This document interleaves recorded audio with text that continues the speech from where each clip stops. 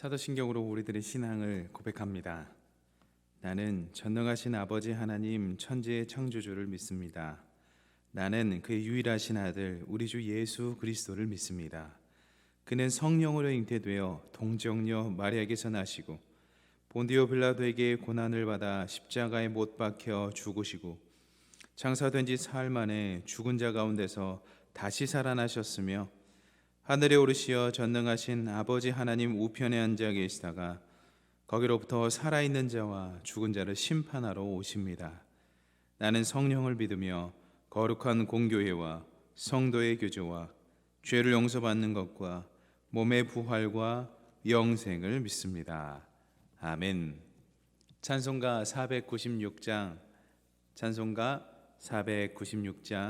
찬양하시겠습니다. 새벽부터 우리 사랑함으로써 저녁까지 씨를 뿌려봅시다. 열매 차차 익어 곡식 거둘 때에 기쁨으로 단을 거두리로다. 기쁨으로 단을 거두리로다. 기쁨으로 단을 거두리로다. 비가 오는 것과 바람 부는 것을 겁을내지 말고 부려봅시다. 이를 맞춰놓고 곡식 거둘 때에 기쁨으로 단을 거두리로다. 기쁨으로 단을 거두리로다. 기쁨으로 단을 거두리로다. 씨를 뿌릴 때에 나지 아니할까 염려하며 심히 애탈지라도 나중 예수께서 칭찬하시리니 기쁨으로 단을 거두리로다.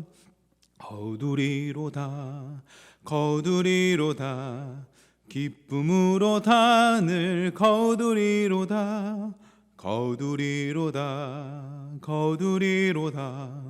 기쁨으로 단을 2절입니다.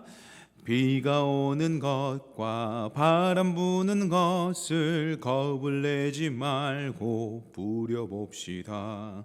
이를 맞춰놓고 곡식 거둘 때에 기쁨으로 단을 거두리로다.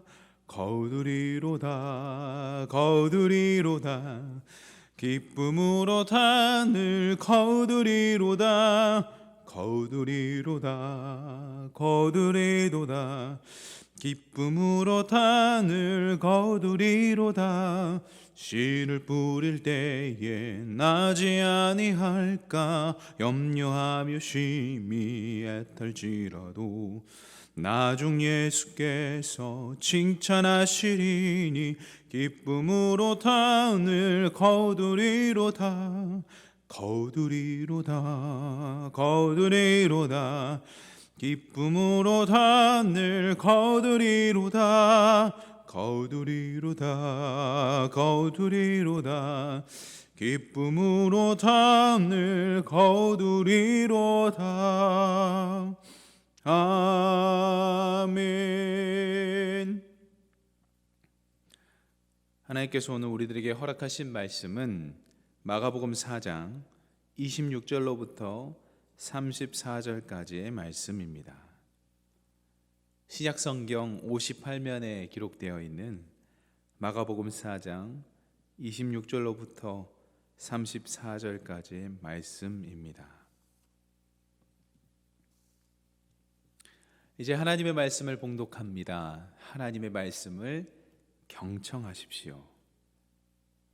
또 이르시되 하나님의 나라는 사람이 씨를 땅에 뿌림과 같으니 그가 밤낮 자고 깨고 하는 중에 씨가 나서 자라되 어떻게 그리 되었는지를 알지 못하느니라. 땅이 스스로 열매를 맺되 처음에는 싹이요 다음에는 이삭이요 그 다음에는 이삭의 충실한 곡식이라. 열매가 익으면 곧 낫을 대나니 이는 추수 때가 이르렀음이라. 또 이르시되 우리가 하나님의 나라를 어떻게 비교하며 또 무슨 비유로 나타낼까? 겨자씨 한 알과 같으니 땅에 심길 때에는 땅 위의 모든 씨보다 작은 것이로되 심긴 후에는 자라서 모든 풀보다 커지며 큰 가지를 내나니 공중의 새들이 그 그늘에 깃들일 만큼 되느니라. 예수께서 이러한 많은 비유로 그들이 알아들을 수 있는 대로 말씀을 가르치시되 비유가 아니면 말씀하지 아니하시고 다만 혼자 계실 때에 그 제자들에게 모든 것을 해석하시더라. 아멘. 이 말씀은 하나님의 말씀입니다. 오늘도 온라인으로 함께 예배드리는 모든 희성의 가족들에게 하나님으로부터 깃드는 평강이 있기를 소망합니다. 오늘도 하나님께서 오늘 하루 참 잘해 주실 것입니다. 오늘 본문의 말씀은 예수님의 비유에 대한 이야기입니다. 우리가 무엇인가를 잘 설명하기 위해 예화를 들거나 비유를 사용하는데요. 예수님께서는 도대체 어떤 것을 설명하시기 위해, 어떤 것을 우리들에게 가르침 주시기 위해 비유를 사용하셨을까요? 오늘 우리가 말씀을 통해 가장 주목해야 하는 것이 바로 그것입니다. 도대체 하나님 그 귀하신 아들 예수 그리스도께서 이 땅에 오셔서 비유를 통해 어떤 말씀을 가르치시는가? 오늘 본문은 하나님의 나라를 위하여, 그것을 가르치시기 위하여 비유를 사용하셨다 말씀합니다. 그리고 오늘 본문에 나오는 하나님 나라에 대한 비유 두 가지는 다음과 같습니다. 첫 번째는 사람이 땅에 씨를 뿌리는 비유이고, 두 번째는 겨자씨 비유입니다. 예수님께서는 오늘 본문에 나오는 이 두 가지 비유를 통해서, 즉 땅에 씨 뿌리는 비유와 겨자씨 비유를 통해서 하나님 나라에 대하여 이야기하는 것입니다. 그러므로 오늘 본문을 통해 우리가 배울 것은, 교훈을 얻을 것은 하나님 나라에 관한 것입니다. 오늘 본문 26절의 말씀입니다. 또 이르시되 하나님의 나라는 사람이 씨를 땅에 뿌림과 같으니. 이어서 제가 본문 30절을 읽겠습니다. 또 이르시되 우리가 하나님의 나라를 어떻게 비교하며 또 무슨 비유로 나타낼까? 우리가 꼭 기억해야 될 것은, 예수님 오늘 본문을 통해서 하시고자 하시는 말씀은 하나님 나라에 관한 것이구나, 하나님 나라가 무엇인지를 비유를 통해서 말씀하시는구나를 기억하고 함께 본문 가운데 들어가겠습니다. 먼저 사람이 씨 뿌리는 비유입니다. 오늘 본문에 등장하는 사람이 씨 뿌리는 비유는 마가복음에만 기록되어 있는 특수한 본문입니다. 오늘 본문에 등장하는 사람이 씨 뿌리는 비유가 이전에 소개되었던 씨 뿌리는 자의 비유와 중복된 것처럼 보여질 수도 있고 읽혀질 수도 있겠지만 전혀 다른 강조점을 가지고 있다 말씀드릴 수 있겠습니다. 오늘 사람이 씨 뿌리는 비유는 하나님 나라에 관한 비유입니다. 어느 밭에 떨어졌는가 중요하지 않습니다. 밭의 중요성뿐만 아니라 농부도 중요하지 않습니다. 오늘 본문이 강조하고 있는 것은 밭도 아니고 농부도 아니고 오직 그 씨앗의 생명력을 강조하고 있다는 사실을 기억하시기 바랍니다. 열매를 맺기 위한 변수, 그러니까 이전에는 사람의 마음, 영혼의 상태를 강조했다 하더라면 오늘 본문이 강조하고 있는 것은 그 씨앗 그 자체입니다. 그러므로 열매를 맺고 하나님 나라가 확장되기 위해서는 그 씨앗을 생명력 있게 하시는 하나님이 계셔야 가능하다, 그 이야기를 하고 있는 것입니다. 오늘 본문 27절의 말씀입니다. 그가 밤낮 자고 깨고 하는 중에 씨가 나서 자라되 어떻게 그리 되는지를 알지 못하느니라. 아멘. 오늘 본문에서 표현된 알지 못한다라는 의미는 씨앗이 자라긴 자라는데 그 씨앗이 자라는 생명력이 도대체 어디서부터 온 것인지, 어떻게 발생한 것인지 도무지 알 수 없다라는 의미입니다. 이처럼 하나님의 나라는 사람들이 정확히 알지 못하는 때, 그러니까 하나님의 섭리에 따라 점진적으로 완성되어 간다라는 것을 우리가 알 수 있습니다. 우리의 삶도 마찬가지지요. 우리의 삶이 어떻게 여기까지 왔는지 알 방법이 없습니다. 우리가 그 길을 계획한다곤 하지만 그렇게 되지 않을 때도 참 많고요. 때론 우리 삶 가운데 깨진 항아리처럼 고난과 역경이 닥쳐올 때도 있지만 그 고난과 역경 때문에 일이 오히려 잘 풀리는 경우가 있습니다. 게리 쿠퍼라는 아카데미 나무주연상을 2번이나 받은 예전 명배우가 있었는데요. 원래 그는 졸업한 후에 만화를 그리다가 실패했습니다. 그래서 어떤 일을 했냐면 그 얼굴 없는 가수처럼 주연 배우 대사를 읽어주는 그런 프롬프터 역할을 했습니다. 그러니까 무대 뒤에서 주연 배우의 대사를 읽어주는 거죠. 그러던 어느 날 그분이 대사를 잘못 읽은 바람에 공연이 실패로 끝나버렸습니다. 공연이 실패로 끝난 그것이 오히려 인생의 기회가 되었습니다. 책임을 물어서 감봉을 했거든요. 근데 이제 견습생이었던 쿠퍼가 감봉을 받으니까 주급조차 받지 못하면 일하는 사실을 알게 돼서 그 감독이 불쌍히 여겨서 그 쿠퍼라는 사람을 엑스트라로 쓰게 했습니다. 엑스트라로 쓰는 시작, 그것이 기회가 되어서 연기를 너무 잘하니까 주목받는 배우로 성장하게 된 겁니다. 여러분, 이처럼 때론 우리들에게 고난과 실패는 어떤 기회가 될 수 있다, 이 말씀을 드리는 겁니다. 이처럼 하나님의 섭리는 우리가 알지 못하는 것이죠. 우리가 실생활에서 자주 쓰고 있는 여러 발명품 중에서도 실패와 실수로 인해 발명된 것들이 참 많습니다. 여러분, 고무도 마찬가지입니다. 고무, 천연 고무가 날이 더우면 녹아버리는 성질이 있어서 굉장히 사용하기가 불편했는데 어느 날 실수로 그 고무를 난로 위에 떨어뜨렸답니다.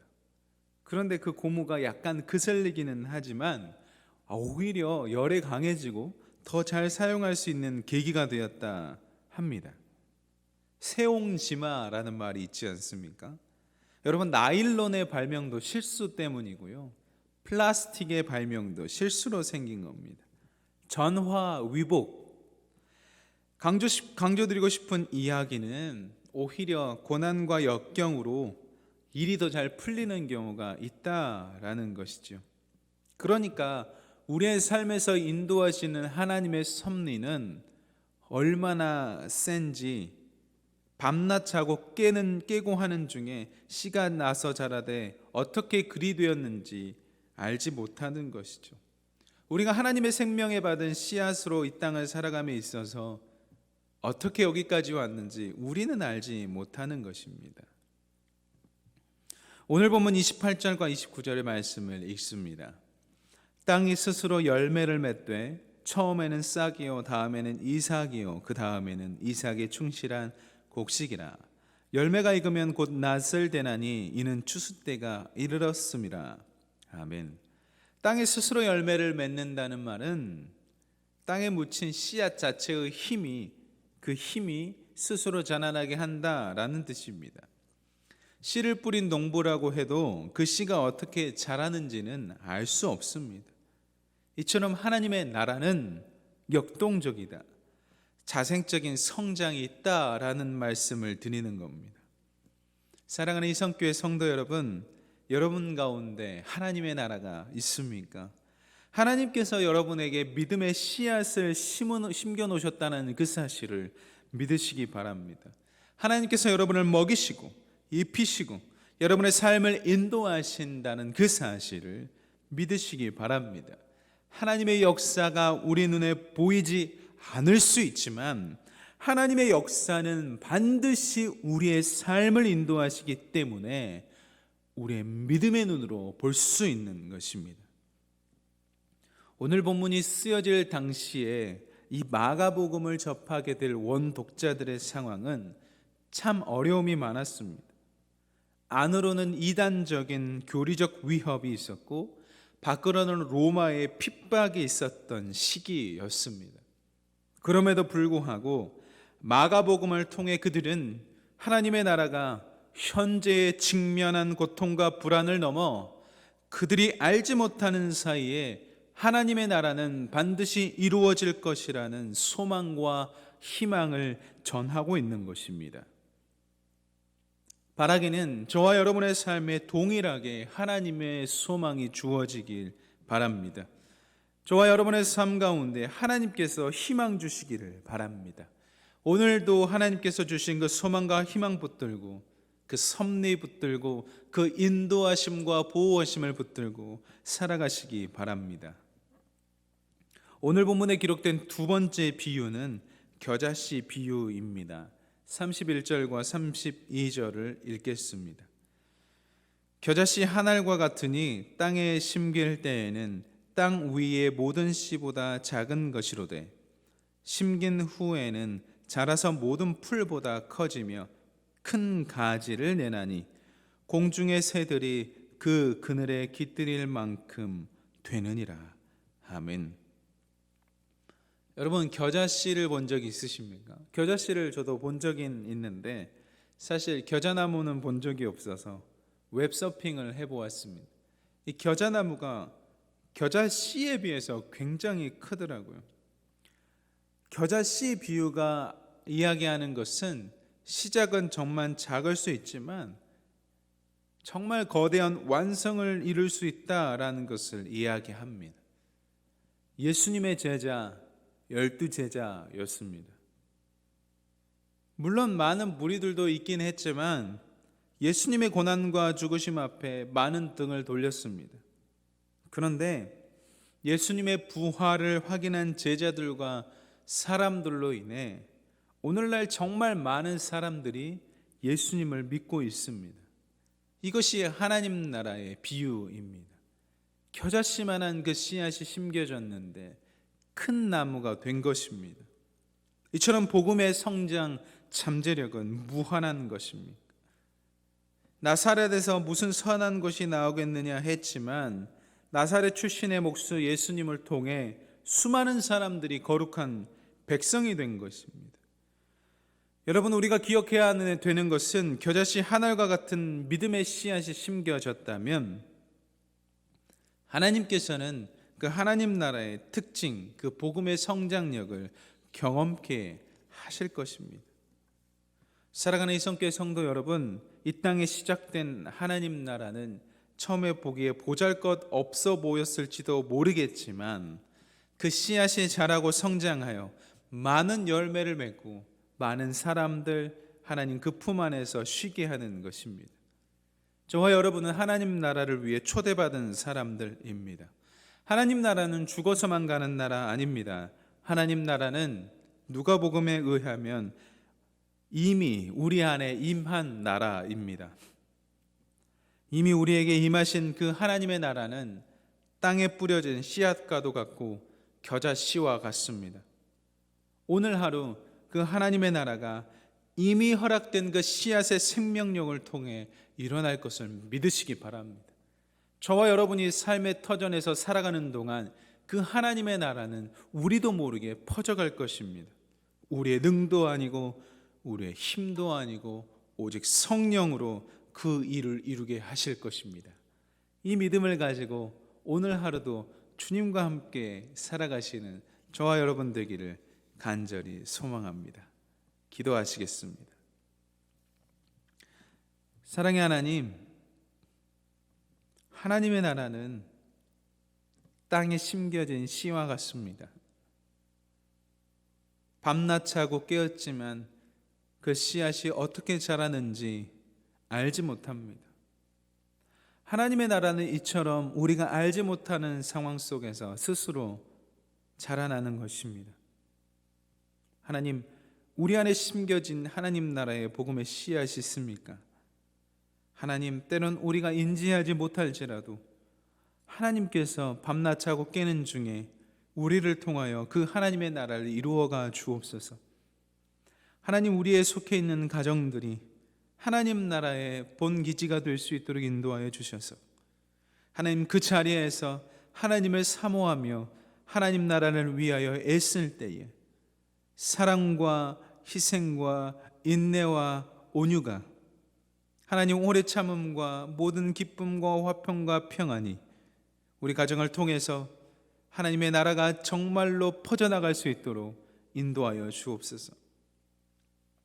가족끼리 서로 화목하게 하여 주시고 더욱 아끼게 하여서 하나님, 이 연말에 정말 우리들의 진짜 가족된 영적인 교우들과 함께 교통하고 사귈 수 있도록 인도하여 주옵소서.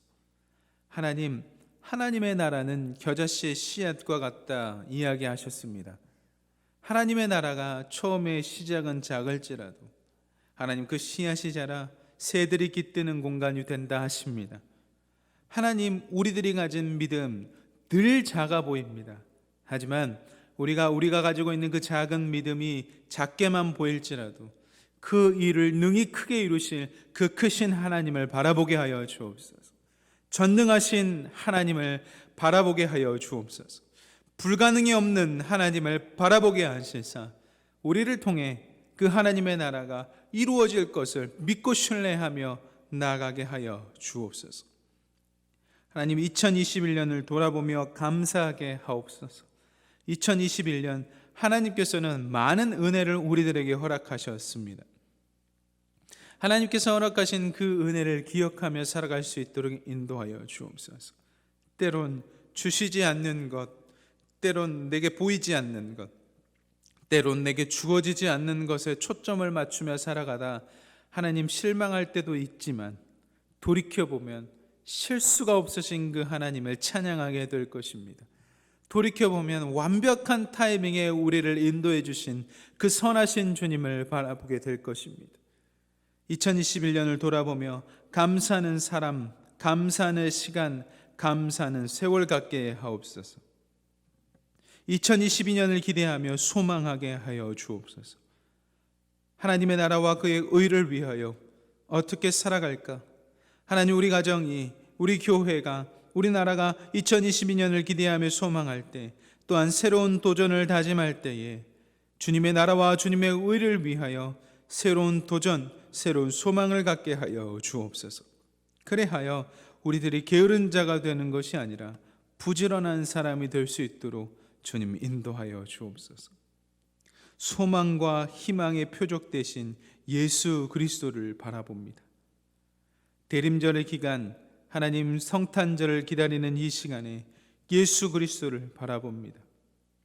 예수 그리스도를 통해서 새롭게 얻은 우리들의 생명, 값지게 핏값으로 사신 우리들의 생명을 감사히 여기게 하여 주옵소서.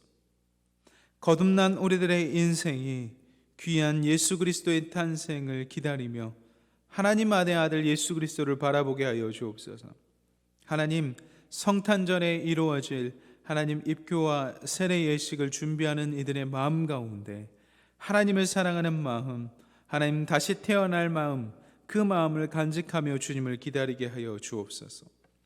하나님, 불면증으로 잠 못 이루는 자들을 위해 기도합니다. 사랑하는 자에게 단잠을 허락하신다 하셨으니 이들의 불면증이 사라지게 하여 주옵소서. 이들의 잠을 자지 못하게 하는 그 불안증, 그것이 사라질 수 있도록 인도하여 주시고, 이들이 무엇인가를 맞닥뜨렸을 때 자동화되는 그 사고가 변화되어서 하나님 단잠을 이룰 수 있는 자 되게 하여 주옵소서. 하나님, 귀한 담임 목사님을 위해서 기도합니다. 영육간의 강건함이 얼마나 소중한 것인지 우리가 알고 있습니다. 우리 귀한 담임 목사님 영육간에 강건케 하여 주시고 하나님께서 허락하신 그 크신 넓은 품이 하나님의 사랑하는 귀한 담임 목사님을 통해 우리들에게 전해지게 하여 주옵소서. 하나님 교회의 머리 되신 예수님과 함께 동행하시며 우리 교회를 이끌어 가시는 귀한 담임 목사님에게 성령의 능력을 이미 주셨고 더하여 주셨으니 하나님 그 능력으로 말미암아 우리가 서로 하나 되고 우리 교회가 평안해지게 하옵소서. 사랑하는 하나님, 우리의 죄의 반복으로 평안이 사라지지 않게 하여 주시고 예수 그리스도의 은혜로 다시 찾은 그 평안을 붙들며 살아가는 오늘 되게 하옵소서. 오늘도 우리와 함께 하시고 임재하시는 그리스도 되신 예수님의 이름으로 간절히 기도드립니다. 아멘. 각자의 삶의 자리에서 계속해서 기도하며 나아가시겠습니다.